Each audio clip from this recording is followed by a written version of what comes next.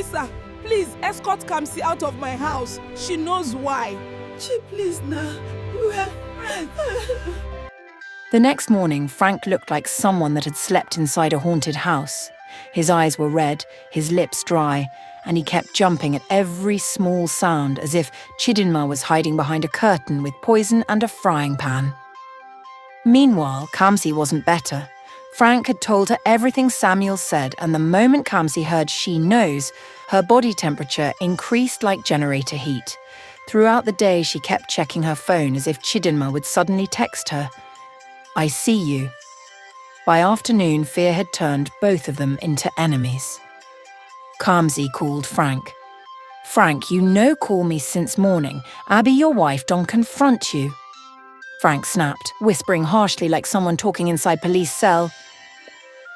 "Kamsi Abeg, stop calling me anyhow. You want put me for wahala. You want make my wife catch me." Kamsi hissed. "So I be wahala now, but you no talk that time when you they call me sugar sugar? Frank, you better talk well." Frank became irritated. "Kamsi Abeg, I never chop since yesterday. My wife they speak riddles up and down. Do you know the kind fear I they fear?" But that only angered Kamsi. "Oh yeah nah, so you they blame me. I they fear too. If that woman confronts me, I fit faint." Frank shouted, "Then leave me alone small, let me think." Kamsi shouted back, "Frank, don't shout at me, oh. Now both of us do this thing." Then she said the worst thing possible. "Abby, you think say your wife go poison only you? Or she target both of us?" Frank froze. Kamsi continued, "Yes now, what if she won catch us red-handed? What if she won disgrace us? You think she is stupid? She is too calm. That calmness scare me past slap." Frank started sweating even though he was standing directly in front of an office fan. From that moment, when Kamsi didn't pick his call in 2 minutes, Frank thought she had been caught. When Frank didn't text, Kamsi thought he had confessed and mentioned her name. If Chidinma sneezed, Frank would nearly jump through the window. If Kamsi's phone vibrated, she would scream, "Jesus!" and fling it away. Their nerves were fried. One day, Kamsi called crying. "Frank, my neighbour saw me talking to your wife last week. What if she told her?" Frank screamed, "Kamsi, why you no tell me this before? You won't get me killed?" Kamsi shouted back, "Me? Are we not in this together? Why are you yelling at me like this?" Frank banged the table. "Ma, you don't understand. This woman is too quiet. That means danger." Kamsi hissed. "You don't fear too much. You're a man. Act like it." Frank barked. "Which man? Man that is about to die? If anything happened to me, nah, you cause harm." Kamsi gasped. "So you blame me? Oya talk, did I force you? Did I tie rope on your neck?" That was how their once sweet secret relationship turned into daily quarrels, blame-shifting and shaking voices. They weren't even fighting out of anger anymore. They were fighting out of pure fear. Fear of discovery. Fear of Chidinma. Fear of themselves. And each argument only made them suspect each other more. Chidinma had already confirmed everything, Frank and Kamsi's affair, their secret meetings, their lies, even their coded calls. But instead of shouting or crying, she became calm, too calm. That calmness alone was enough to destabilize Frank and Kamsi more than a slap would have. But Chidinma wasn't done. She decided to play the long game. She wanted them to destroy themselves with fear, and then walk straight into her trap without her lifting a finger. At dinner, she would say, "A bird that flies at night thinks people don't see it, but the moon sees all things." Frank would freeze mid-chew. Chidinma would smile gently. "Eat, my love." Frank, "No, I'm full." Chidinma, "But you've not even tasted it." Frank, I'm fasting night prayer." Kamsi, when she heard the riddle later from Frank, nearly fainted. The sweeter she acted, the more terrified Frank became. She would call him, "Baby, send me your account number. Let me spoil you small." Frank nearly shouted, "Why? For what?" Chidinma would laugh softly. A wife can't bless her husband again. Meanwhile, Frank was thinking, this blessing fit be burial preparation. Normally, if he came home late, she would say, "Where did you go? Why is your phone off?" But now, she said nothing.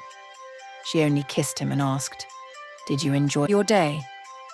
That silence alone tormented Frank and Kamsi more than interrogation ever could.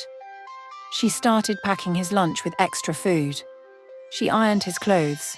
She cleaned his car. She left small love notes. "You're my treasure. I see you, my king." The "I see you" nearly made Frank scream. He showed it to Kamsi. Kamsi panicked. "Frank! She knows! She's watching you!" "Frank, don't say that. Don't make me run mad." One evening, Chidinma handed Frank a cold glass of Zobo. "Drink this, it will refresh you." Frank's hands were shaking like generator plug. He whispered, I'm not thirsty." Chidinma smiled slowly. "But your lips are dry, and a thirsty man will always drink, unless he fears what's inside the cup." Frank dropped the cup so fast it splashed on the floor. He ran to the bathroom and locked himself inside, breathing like someone chased by masquerade.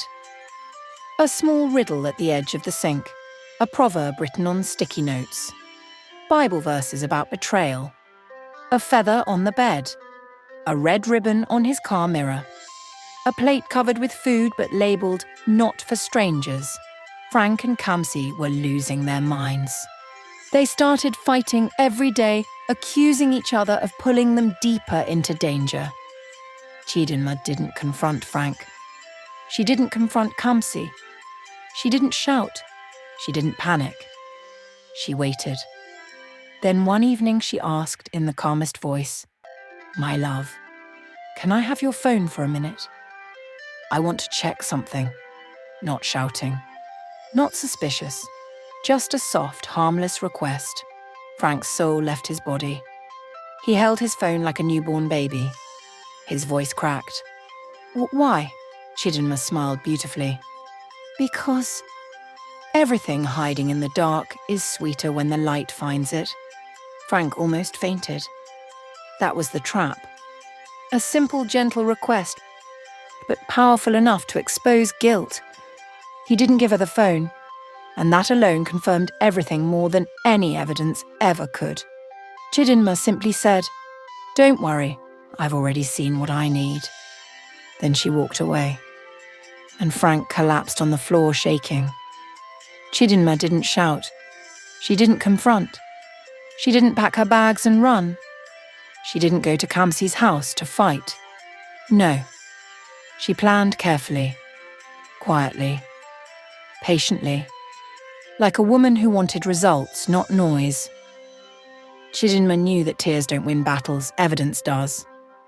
So she saved screenshots of suspicious messages, took pictures of Frank and Kamsi holding hands, recorded voice notes of their phone calls, collected timestamps of nights he didn't come home, bookmarked Samuel's confession, saved CCTV footage from a neighbour's camera showing Frank visiting Kamsi. She never told anyone.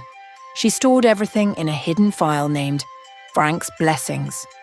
So if anyone ever doubted her, one click would destroy lies immediately. But she didn't tell him why. She just claimed, "Baby, I'm reading my Bible tonight." The next night, "I'm praying. Don't disturb my covenant hour." Frank was panicking. So she is praying? At night? For long hours? Jesus, I am finished. But Chidinma wasn't praying for him, she was planning. Chidinma started sending Kamsi small texts like, "Time reveals all things."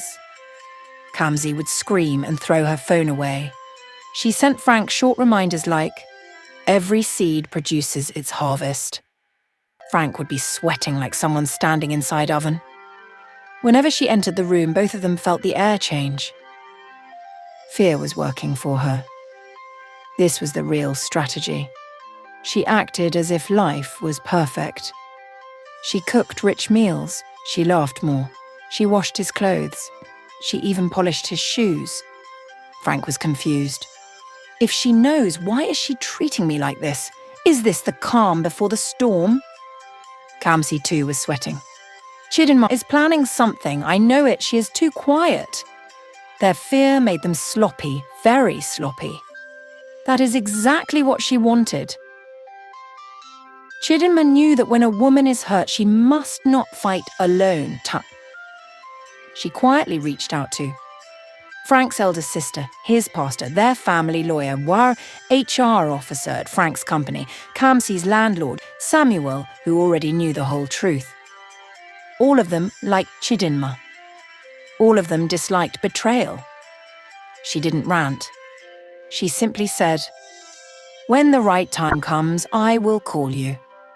They agreed. This was her masterstroke.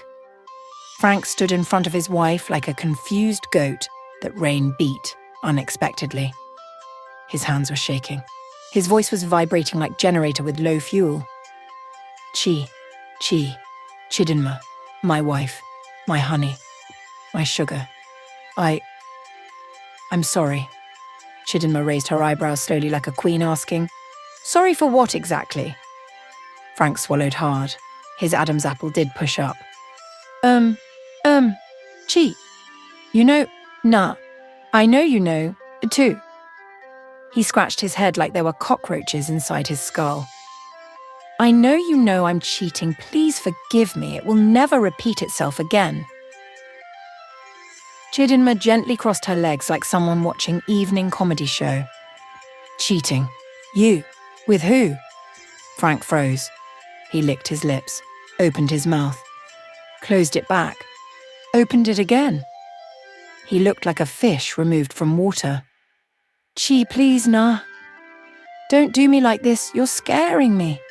This house is so uncomfortable. You're not talking. You're speaking riddles. I don't know if poison is entering my destiny.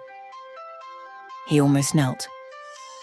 Chidinma smiled like someone who just remembered a sweet joke. So you now admit it? This is the love you promised me. You said when money comes, you will shower me with love. But instead you showered Kamsi with lies and foolishness. Frank's knees finally touched the floor. Chi, my wife, I beg you with everything, I am very sorry. She leaned forward. Before forgiveness enters this house, have you ended things with Kamsi? Frank nodded aggressively like satellite dish searching for network. Yes, oh! I told her I don't want to see her again. I even blocked her. I even warned her. I told her it is over. Chidinma's eyes narrowed. Oh? You ended it with your full chest? Or your half chest? Frank raised 2 hands in surrender. My full chest, 2 hands, 2 legs, everything! She stood up slowly and walked around him in a circle like a detective analysing criminal. Then she stopped behind him and said calmly, Frank, if you have truly ended it, then you won't mind what happens next. Frank turned back sharply. What? What next? Chidinma smiled sweetly. Too sweet. Suspiciously sweet. The type of smile that made Frank's soul run to the village for protection. She patted his shoulder gently. Because, my dear husband, I will be inviting Kamsi to this house. Frank screamed. What? No. Cha, please, no. Why?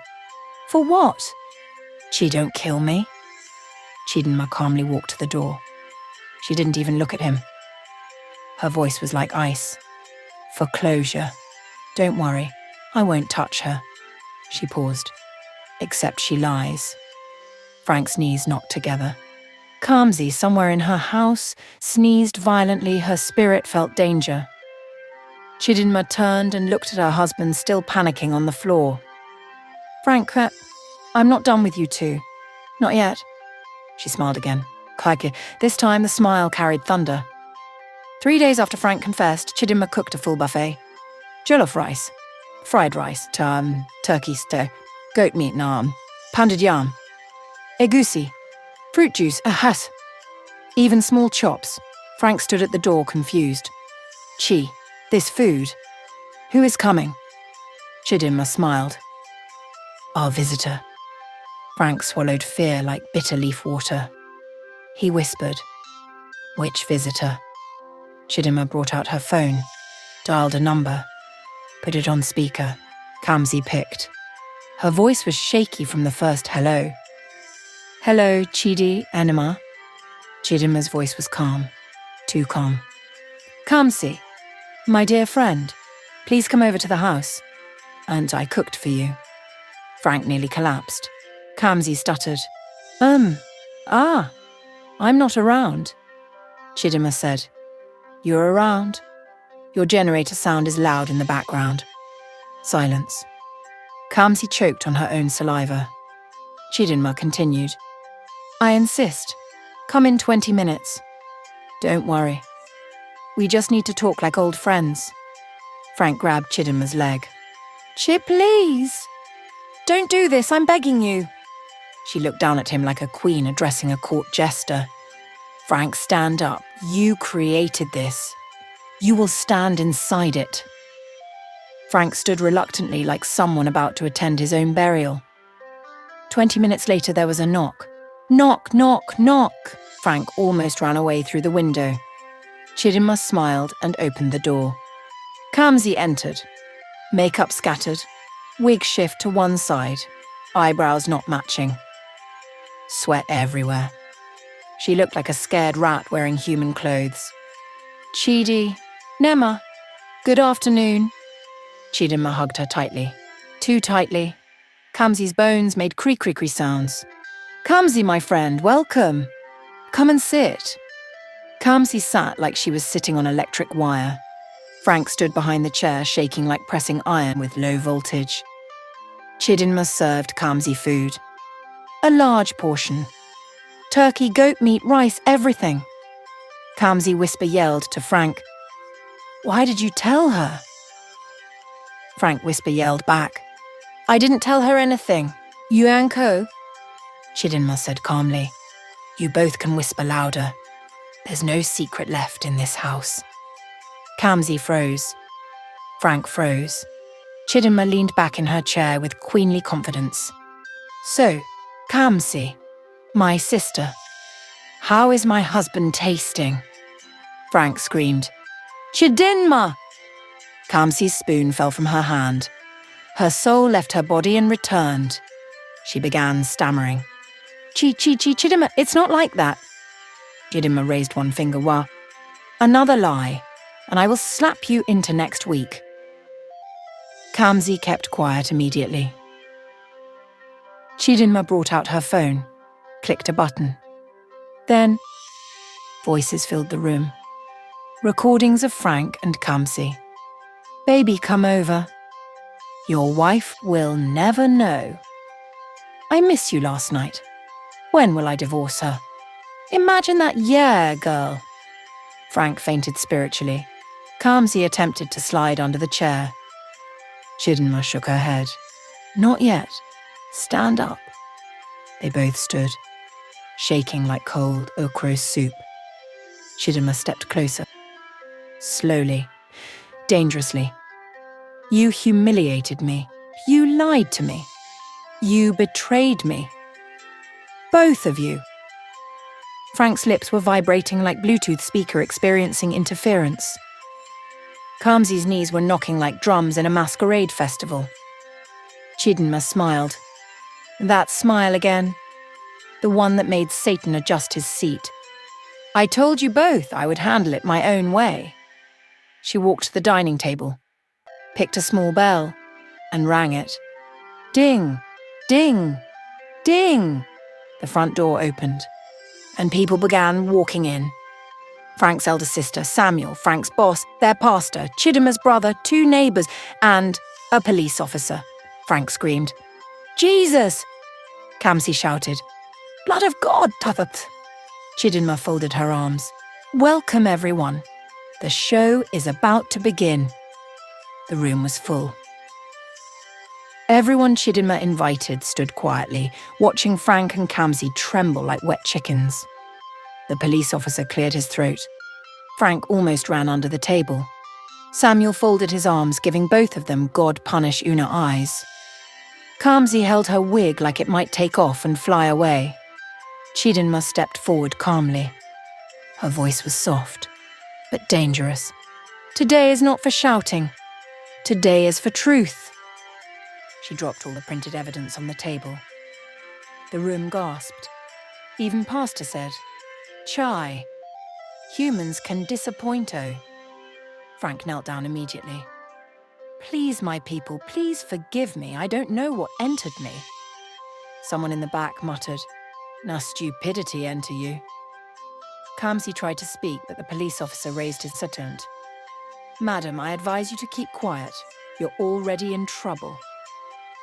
Kamsi sat back like a deflated balloon. Chidinma turned to the crowd. Her eyes were wet, but she stood tall. "I loved my husband.